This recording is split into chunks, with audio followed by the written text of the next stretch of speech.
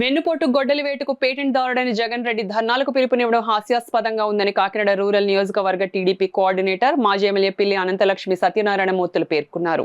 వలసపాకలోని తమ నివాసంలో కోఆర్డినేటర్ పిల్లి సత్యనారాయణమూర్తి, మాజీ ఎమ్మెల్యే పిల్లి అనంతలక్ష్మి దంపతులు వైసీపీ నేతలు చేపట్టిన వెన్నుపోటు ధర్నాను ఉద్దేశించి మీడియాతో మాట్లాడారు.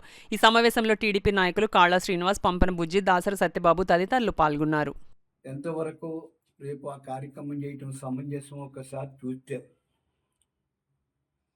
వెనుకబడిన తరగతులకు చెందిన జింకా వెంకట నరసయ్య అనే అతను వాళ్ళ బైరిటీసీలో అతనికి తండ్రి తాత రాజారెడ్డికి వాటా ఇస్తే ఆ వాటాలో ఉంటూ అతన్ని హత్య చేసి దానికి ఆ బైరిటీసీ ఆ గనులకు ఓనర్ అయిన వీడి తాత రాజారెడ్డి చరిత్ర. మరి అది బీసీలకు వెన్నుపోటు పొడిచి అతన్ని చంపి అతను బయటికి పంపించి ఆ గన్లు ఆక్రమించి వేసుకోవడం వెన్నుపోట కాదా అనేది ఒకసారి మనం అందరం కూడా ఆలోచించుకోవాలి. తండ్రి రాజశేఖర్ రెడ్డి కాంగ్రెస్లో ఉండగా కాంగ్రెస్ని అడ్డుపెట్టుకొని లక్షలాది కోట్ల రూపాయలు ఆ కాంగ్రెస్ ప్రభుత్వంలో ముఖ్యమంత్రిగా ఉండగా ఆయన ముఖ్యమంత్రిని అడ్డుపెట్టుకుని సంపాదించి కాంగ్రెస్కి వెన్ను పొడిచింది జగనా లేకపోతే వేరొకరా అనేది ఒకరు ఆలోచించుకోవాలి ప్రజలని ఈ పత్రికా ముందు చెప్పడం జరుగుతుంది. అసలు వైఎస్ఆర్ పార్టీ అని పేరు పెట్టిన ఈ పార్టీ అసలు జగన్ గారుదా ఎవరన్నా పెట్టారా? శివకుమార్ అన్న అతను దీన్ని వైఎస్ఆర్ పార్టీ అని రిజిస్ట్రేషన్ చేసుకుంటే దాన్ని కబ్జా చేసి అతన్ని వెన్నుపోటు పొడిచి వైఎస్ఆర్ పార్టీ నాయకుడి ముఖ్యమంత్రి ఇన్ని అరాచకాలు చేయటం అది వెన్నుపోటు అని చెప్పి మేము చెప్తా ఉన్నాం. ఇన్ని చెప్తున్నారు.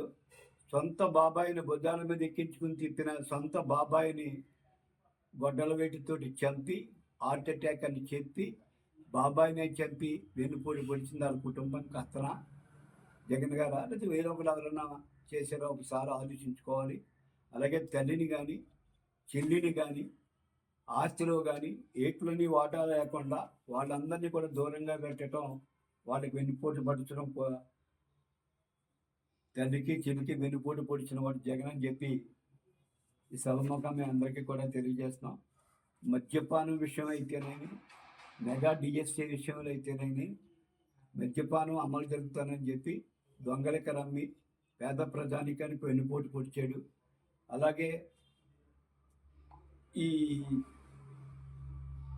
విద్యార్థులకు డిఎస్ఏ పిలుస్తానని చెప్పి వాగ్దానం చేసి దాన్ని ఇవ్వకుండా మరి యువతనందరినీ కూడా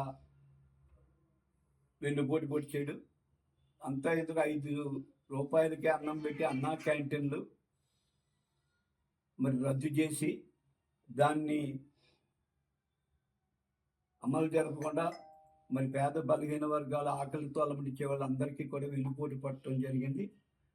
మరి బీసీ ఎస్టీ సప్లాన్ నిధులన్నీ కూడా వేరే దారి మార్గం మళ్లించి వాటిని ఆ బీసీలకు కానీ మైనార్టీలకు కానీ ఎస్సీలకు కానీ చెందకుండా చేసి వాళ్ళందరికీ అన్యాయం చేశారు.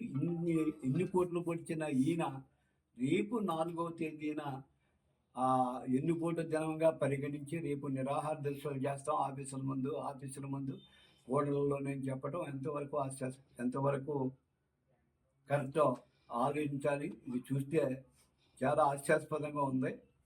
దెయ్యాలు వేదాలు వర్ణించడం చెప్తారు, అలాగే దెయ్యాలు వేదాలు వర్ణించినట్టు చెప్తూ ఉన్నారు.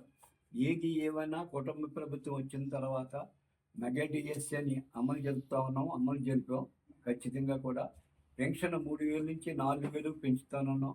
పెన్షన్ 4,000 కూడా పెంచి అన్ని విధాలుగా కూడా ముందుకి ప్రజలందరికీ కూడా మరి చేస్తా ఉన్నాం. 16,347 టీచర్ పోస్టులు మెగా డిఎస్ఏ చేయటం కూడా జరుగుతుంది. 3 సిలిండర్లు ఇస్తున్నాం. 3 సిలిండర్లు ఇచ్చాం. అలాగే 85% ఇవాళ ఒక్క సంవత్సరంలో మేము చేసాం. కానీ ఆయన ఒక్క సంవత్సరంలోనే 10% చేశాడన్నది మా అభియోగం.